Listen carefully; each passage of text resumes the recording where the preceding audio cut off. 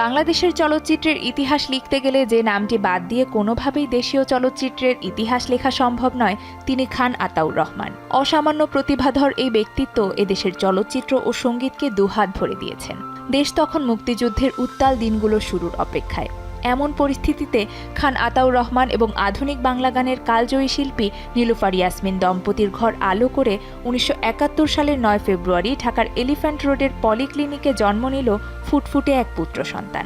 মুক্তিযুদ্ধের ডামাডোল বেজে ওঠার উত্তাল সময়ে জন্ম নেওয়ার কারণেই হোক কিংবা সদ্য ভূমিষ্ঠ সন্তানের প্রতিভার অগ্নিপিণ্ড দূরদর্শী পিতা খান আতাউর রহমান আঁচ করতে পেরে ফুটফুটে সন্তানের নাম রাখলেন আগুন। পুরো নাম খান আসিফুর রহমান আগুন। শৈশবের ডানপিটে দুরন্ত আগুন পড়াশোনা করেছেন ইউল্যাব স্কুল এবং উদয়ন স্কুলে।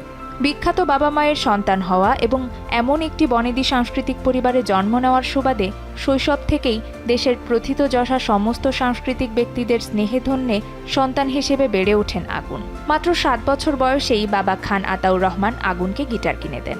সেই থেকেই গিটারের সাথে সখ্যতা, গিটারকে আঁকড়ে ধরেই সঙ্গীতে পথ চলা। সচরাচর বিখ্যাত বাবা মায়েদের সন্তানদের প্রতিষ্ঠিত হওয়ার ব্যাপারে নানা ধরনের সামাজিক এবং পারিবারিক এক ধরনের চাপ থাকে।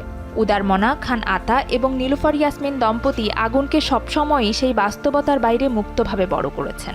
সে কারণেই পেশা নির্বাচনের ক্ষেত্রে কোনো ধরনের বাধ্যবাধকতা না থাকলেও সঙ্গীতের অবিরাম ধারা যার রক্তের প্রতিটি কণায় প্রবাহিত তিনি সঙ্গীতাঙ্গনে বিচরণ করবেন সেটিই প্রত্যাশিত।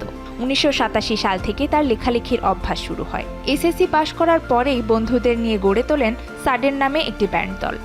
১৯৯০ সালে সাডেন ব্যান্ড থেকে অচেনা শিরোনামে প্রথম অ্যালবাম বের হয়। পরবর্তীতে চলচ্চিত্রের গানে তুমুল ব্যস্ততার কারণে সাডেন ব্যান্ড থেকে তিনি সরে দাঁড়ান। ১৯৯২ সালে প্রখ্যাত সুরকার আলম খানের হাত ধরে রায়হান মুজিব পরিচালিত প্রেম প্রীতি চলচ্চিত্রের মাধ্যমে তার প্লেব্যাকের যাত্রা শুরু হলেও প্লেব্যাকে মুক্তিপ্রাপ্ত তার প্রথম চলচ্চিত্র কেয়ামত থেকে কেয়ামত। বন্ধু গো চিরসাথী পথ চলা। এরপর তাকে আর পেছনে ফিরে তাকাতে হয়নি। রাতারাতি তারকা বনে যান সঙ্গীত শিল্পী আগুন। বিখ্যাত বাবা মায়ের সন্তান হওয়া সত্ত্বেও শিল্পী হিসেবে স্বনামে প্রতিষ্ঠিত হন। অকাল প্রয়াত নায়ক সালমান শাহর লিপে আগুনের গাওয়া সর্বাধিক গান জনপ্রিয়তা পায়। একটা সময় সালমান শাহর লিপে কোনো গান মানেই অবধারিত শিল্পী হিসেবে আগুনকেই বিবেচনা করা হতো। শুধুমাত্র সালমান শাহই নন, ঢাকাই সিনেমার অন্যান্য উল্লেখযোগ্য নায়কদের কণ্ঠেও আগুনের গাওয়া অসংখ্য গান জনপ্রিয়তা পায়। ভার্সাটাইল গায়কের দক্ষতা গুণে প্লেব্যাকে অন্যতম অপরিহার্য শিল্পী হিসেবে আগুন নিজেকে প্রতিষ্ঠিত করেন। দেশের বরেণ্য সকল গীতিকার, সুরকার ও কণ্ঠশিল্পীদের সাথেই তিনি সমান তালে কাজ করেছেন। চলচ্চিত্রের গানের বাইরেও অডিও গানে বিশেষ জায়গা দখল করে নেন আগুন। তার নিজের লেখা এবং প্রখ্যাত ব্যান্ড তারকা আয়ুব বাচ্চুর সুরে আমার স্বপ্নগুলো কেন এমন স্বপ্ন হয় গানটি তাকে অডিও জগতে শক্ত অবস্থান তৈরি করে দেয়। আমার স্বপ্নগুলো কেন এমন স্বপ্ন হয়।